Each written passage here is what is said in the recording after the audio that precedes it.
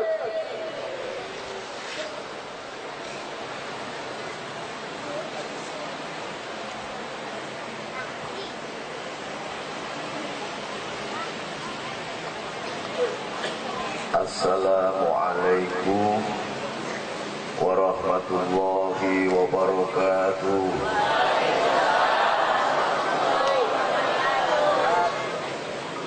Bismillahi Allahu Akbar. Aqulu ala nafsi wa ala dini wa ala ahli wa ala auladi wa ala mali wa ala ashabi wa ala adyanihi wa ala amwalihi al-fa'afin. Asyhadu an la ilaha illallah wa asyhadu anna Muhammadan abduhu wa rasuluh. Wa la hawla wa la quwata illa billahil aliyyil azim.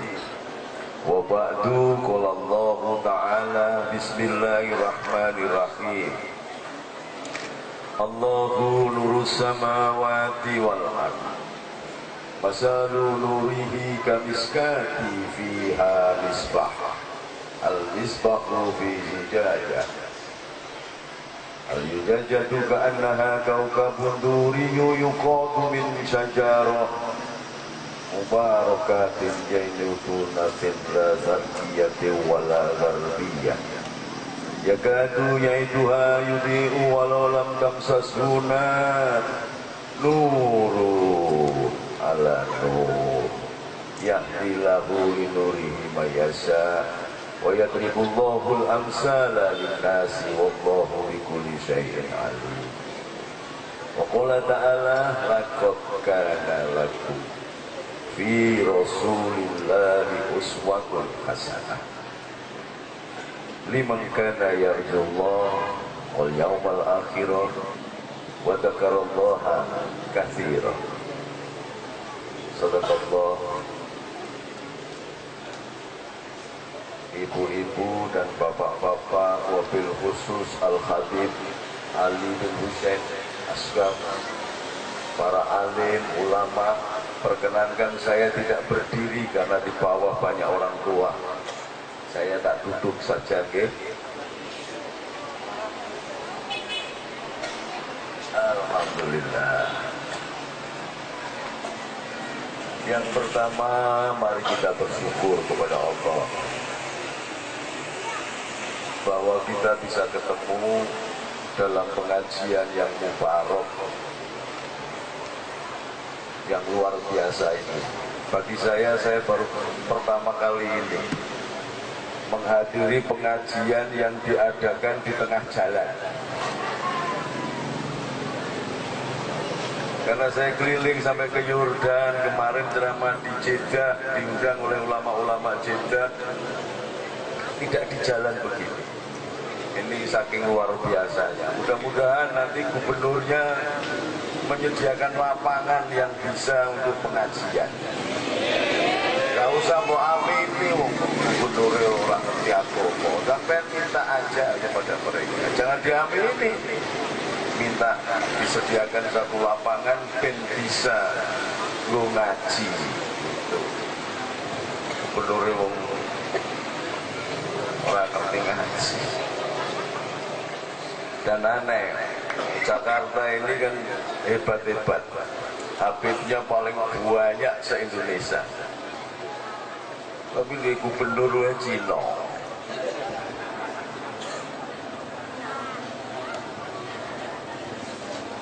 Tapi Cina kayak gubernur, tapi gubernur, tapi Cina, tapi gubernur. Mudah-mudahan lah malam ini kita berdoa karena sawabnya, syafaatnya Nabi, semuanya jadi baik.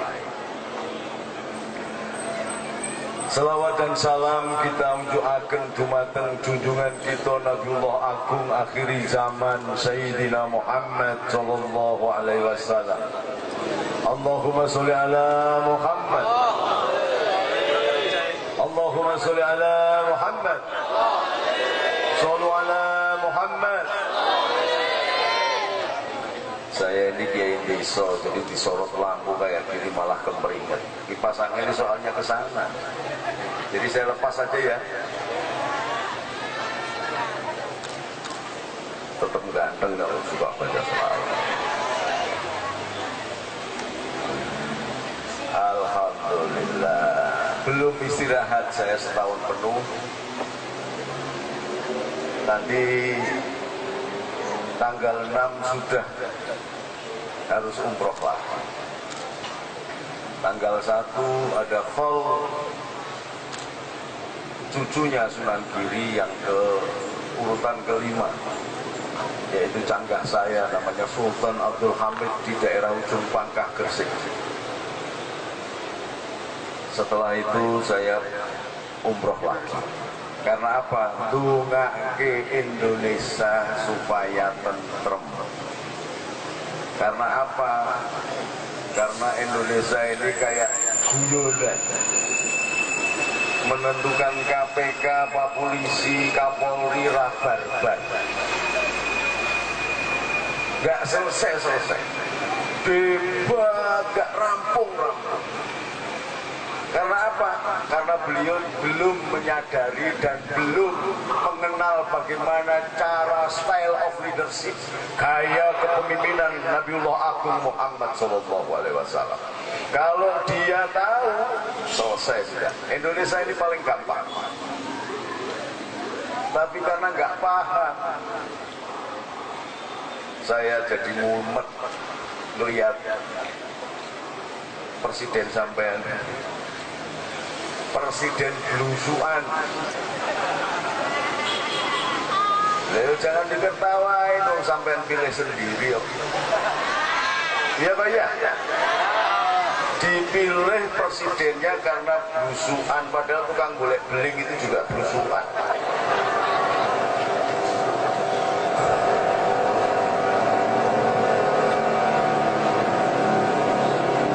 Alhamdulillah. Nah ini yang terbater ini.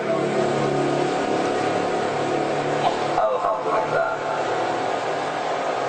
Indonesia ini memang dipimpin sebelum ngaji ini ya. Ini sebelum ngaji saya tak cerita dulu. Dan saya mohon maaf tadi dari pemimpin Masjid As-Suada, saya tidak memberikan tausiah. Karena tausiah itu bahasanya PKS. Saya NU jadi nggak pakai tausiah. Tausiah itu berasal dari akar kata wasiat. Wasiat itu biasanya disampaikan ulama yang hebat kepada santrinya. Saya bukan ulama, kiai juga bukan. Saya mau anak kiai, jadi setengah kiai, setengah bukan. Atau wasiat itu disampaikan kepada orang yang mau mati. Orang mau mati berwasiat, atau orang yang mau mati lah. Makanya umroh itu juga, umroh atau haji itu orang yang siap-siap mati. Makanya dia memberikan wasiat. Nah saya ini kesehatan dijaga, masih sakit, disuruh memberi wasiat. Dompet panitia ini juga saya hormati. Allahumma sholli ala Muhammad. Jadi mau idoh hasanah. Kata kalau bahasanya Habib Ali bin Husain tadi, mutiara hikmah yang dipetik dari Quran dan hadis itu lebih baik daripada tausiah. Itu PKS, saya bukan PKS. Jadi terus terang aja supaya sampai nanti tahu bahwa saya bukan PKS. Jadi jangan ngundang saya kalau sampai PKS. Di garis harus tegas ini. Karena yang senang selawatan biasanya bukan PKS. Kalau di sini Al-Habib Ali bin Husain bisa menjadi magnet Pak RW sing polisi saja bisa melok ngaji ya kan? Di Mekah sendiri tempat maulidnya Nabi, tempat kelahirannya Nabi sekarang dijadikan WC umum. supaya sampai tahu, maka bergembiralah sampai masih ada penjaga-penjaga Rasul meskipun di tanah Jawa ini. Ada 4 wanita yang dijamin masuk surga dan menjadi empunya surga. Yang pertama adalah Sayyidatina Khadijah. Tempat lahirnya Sayyidatina Khadijah jadi misi umum di Mekah sana.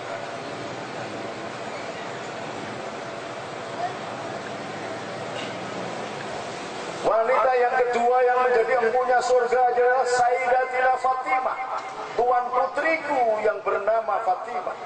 Fatimah itu Zahra. Tempat kelahirannya jadi misi umum.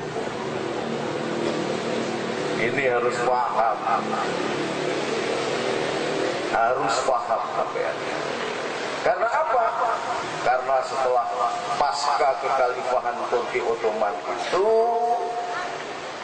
lalu muncullah Inggris dan Perancis menggunakan orang-orang Arab yang ada di Mekah dan Riyadh untuk mengakuisisi, mencapok tanah Hejaz yang sekarang bernama Makkah. Yang itu namanya dulu Hejaz. Makkah itu berasal dari kata Bakah, karena dulu tidak ada pepohonan apapun. Baru menjadi kota setelah cucunya putranya Nabi Ibrahim yang bernama Ismail bersama ibunya tinggal di kota Bakah. Kemudian berkembang bersama dengan suku Jurhum, keturunan Nabi Soleh, kemudian menjadi Bani Hashim, dan kemudian melahirkan Rasulullah Muhammad SAW. Ini setelah menguasai Madinah dan Mekah, dibantailah orang-orang yang suka selawatan begini nih. Maka di Mekah sana nggak ada Habib, sembelih semua. Oh, ini perlu tahu sampai. Kalau nek ana Habib ganteng ngono sampean cintai, sampean tidak salaman. Panitiane aja dilarang nek ana meh salaman mbek Habib. Dalan swarga, bihablillahi jami'a wala tafarruqu. Jangan dulu kok boleh salaman. Lho nek Habib ora ketemu rakyat kiai enggak boleh salaman sama rakyat, dan sing nyelametne sapa? Ya, jadi panitia jangan bilang aku jangan. Boro-boro tangan ambune ra enak diambungi wis sampe.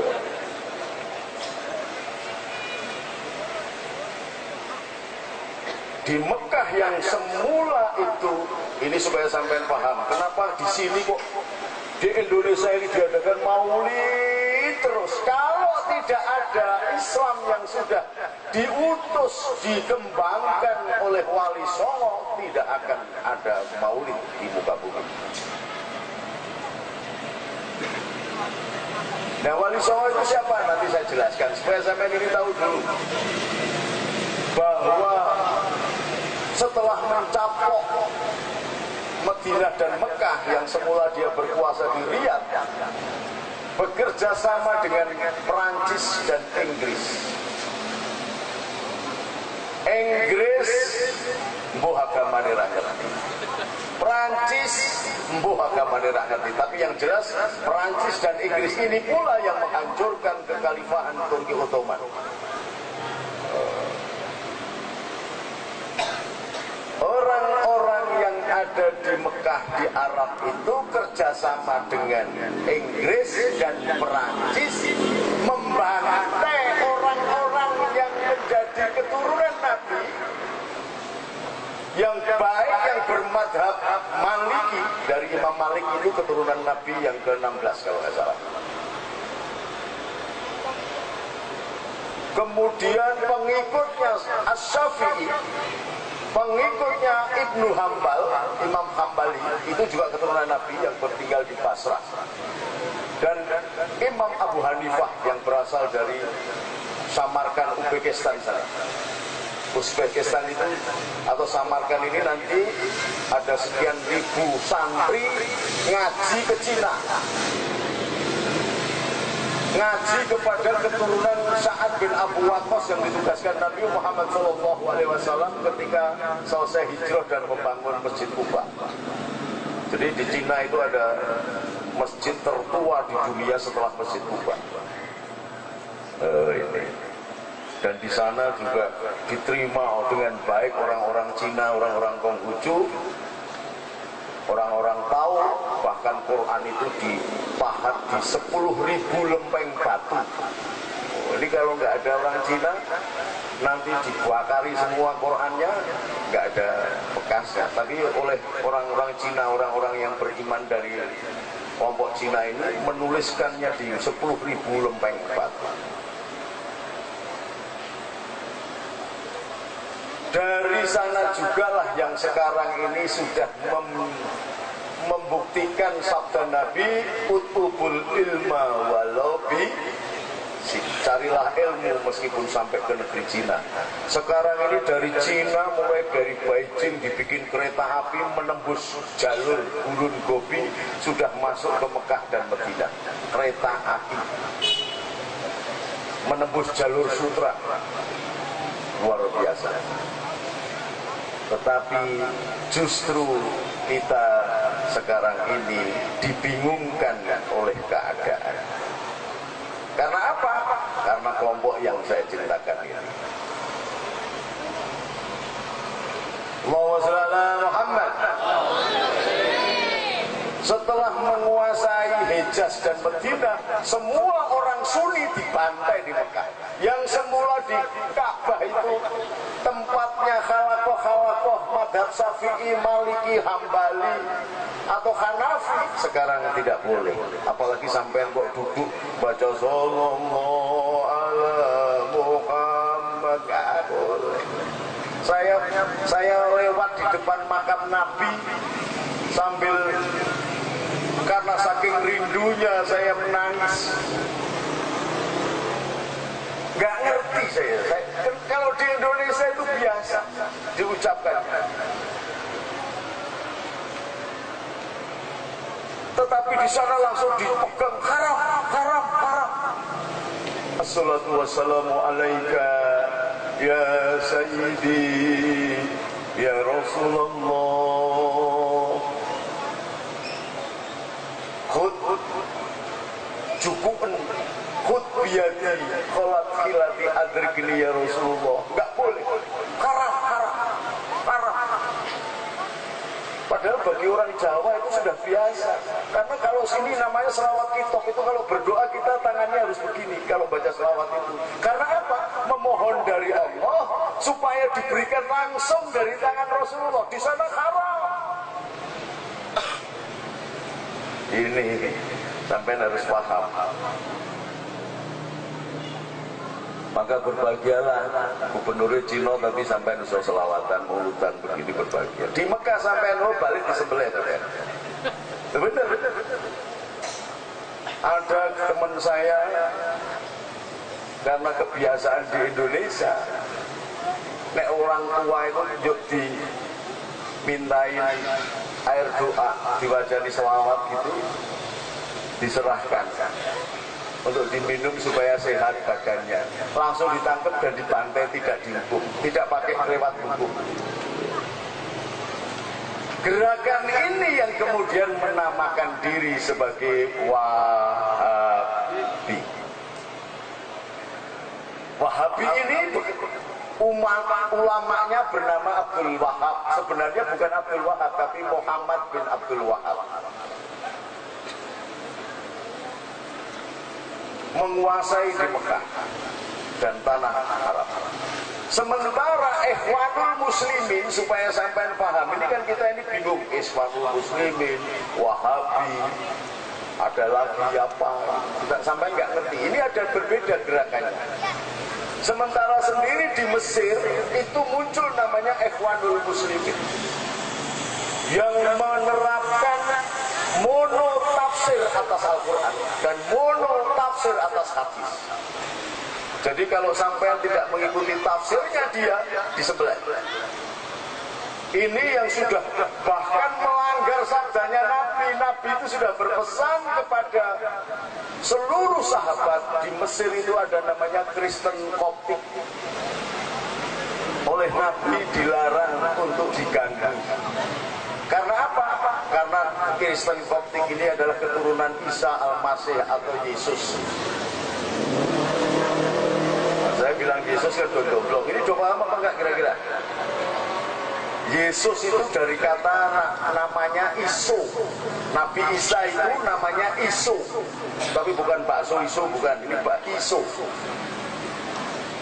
Bergeser ke bahasa Arab jadi Isa. Tapi sebelum bergeser ke bahasa Arab, langsung dipengaruhi oleh bahasa Romawi dan Yunani ditambah Ios, jadi Yesus. Jadi nggak ada kaitannya dengan Tuhan Yesus, itu nggak ada. Yesus itu bahasa Romawi. Nah, keturunannya itu namanya Kardinal Yakobus. Disesat-sesatkan oleh penguasa Kristen karena agamanya sudah menjadi agama kekuasaan pada saat itu. Lalu minta tolonglah Kardinal Yakobus ini kepada Baginda Rasul Muhammad SAW dan menjadi tawasul bagi kebesaran Islam. Karena apa? Keluarga Nabi Isa sendiri disesat-sesatkan oleh penguasa yang beragama Kristen. Diutuslah Sayyidina Umar, maka menjadi sebab Islam berkembang luar biasa. Karena apa? Dari permohonan dari Kardinal Yakobus inilah Bizantium Imperium Barat yang menguasai sampai ke Inggris, Perancis, Spanyol, sampai ke Maroko, perbatasan Eropa, semua bisa dikuasai oleh Islam. Lalu Rasulullah mendapatkan hadiah dan diminta untuk melakukan terjalin hubungan yang luar biasa, menyambung kembali darah Abraham, darah Ibrahim. Diberi istri bernama Maria Keptia. Kenapa Keptia? Karena dari Kristen Koptik. Jadi ada salah satu istri Nabi yang bernama Kristen dan memiliki anak namanya Sayyidina Ibrahim yang dimakamkan di kuburan Baqi. Ini tidak boleh diganggu, ada di Mesir itu tidak boleh diganggu. Tapi munculnya Ikhwanul Muslimin diganggu, dibantai semua. Maka muncullah pergerakan yang akhirnya sekarang sampai melihat di setiap TV. Kelompok Mursi Ikhwanul Muslimin itu akhirnya dibabat habis. Karena ada kesadaran orang Mesir. Di Indonesia orang-orang Wahabi, orang-orang Ikhwanul Muslimin banyak, semakin banyak, dan kita tidak belajar di sana. Kita masih membiarkan mereka mengkafir-kafirkan kita. Bahkan yang namanya Maulud Nabi ini namanya bid'ah. Setelah, maka kalau sampai lihat itu TV Insani, Rojak TV, radio MTA, semuanya begitu. Assalamualaikum, kulu bid'atin dolalah, kulu dolalatin final, semuanya begitu.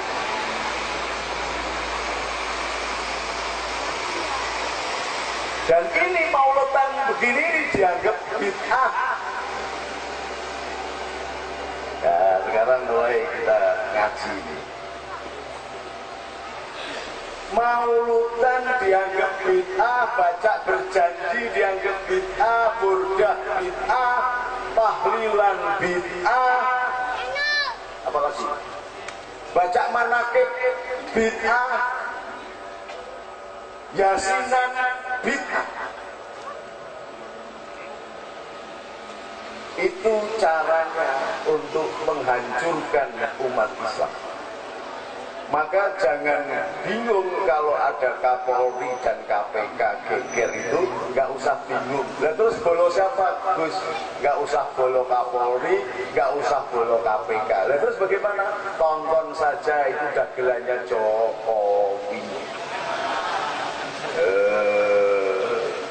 Lawang Jokowi itu memiliki hak prerogatif. Kalau sudah diusulkan oleh dia sendiri dan disetujui DPR, dilantik atau tidak dilantik, sudah menjadi undang-undang. Jadi BG ini dilantik atau tidak dilantik jadi undang-undang. Maka kalau Jokowi tidak melantik berarti Jokowi melanggar undang-undang. Ini kenapa kok dibikin ruwet begini? Karena sesungguhnya untuk mengalihkan isu bahwa kelompok Ikhwanul Muslimin, kelompok Wahabi, dan ada kelompok HTI, saya ceton-cetonan ini ngomong. Hizbut Tahrir. Hizbut Tahrir itu adalah perkawinan antara Ikhwanul Muslimin dan Wahabi. Maka melahirkan satu bentuk gerakan yang sangat berbahaya. Saya sudah keliling Indonesia. Kebetulan saya sebagai ketua pendekar pakar berusaha se-Indonesia dan dulu banson saya siapkan. Kalau sampai di sini dominan, ada habib-habib banyak, nggak ada yang berani dominan. Tapi di daerah-daerah, wah. Hizbut Tahrir itu adalah perkawinan antara Wahabi dan Ikhwanul Muslim.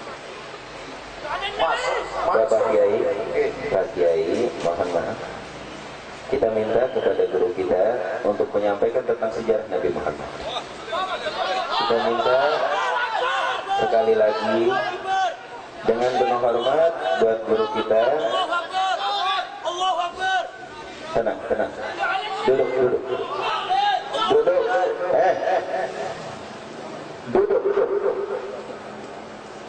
Duduk. Enggak ada yang nyuruh. Duduk. Kita minta kepada Bapak Kiai kita untuk menyampaikan tentang sejarah baginda Nabi Muhammad. Kita minta jangan kritik sana, jangan kritik sini. Lebih baik apa yang lebih manfaat buat umat Nabi dan anak-anak muda, sehingga tidak terusik jiwa-jiwa umat muslimin dan otak-otak umat muslimin yang tidak terubah. Kami berkumpul karena cinta terhadap Sayyidina Muhammad. Buat jamaah FPI,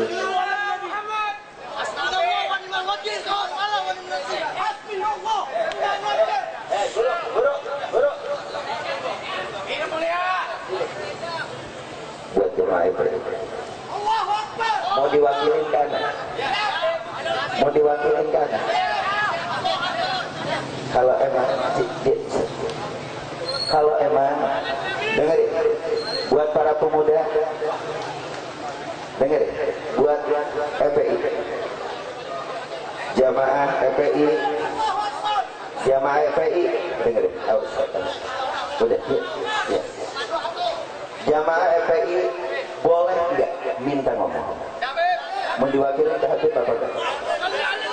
Mau diwakilin ke Habib apa enggak? Ini majelis mulia. Mau diwakilin, duduk rapi biar Habib ngomong, oke? Duduk rapi biar Habib ngomong. Para hadirin. Jadi mudah-mudahan apa yang disampaikan oleh, duduk yang manis. Ini majelis Rasulullah.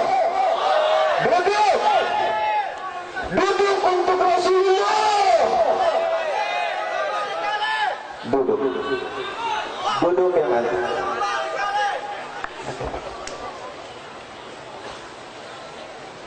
Buat anak FPI duduk, diminta ada, serahkan.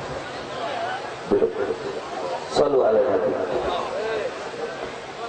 Buat Bapak Ustaz kita, terima kasih atas ceramahnya. Mudah-mudahan bermanfaat.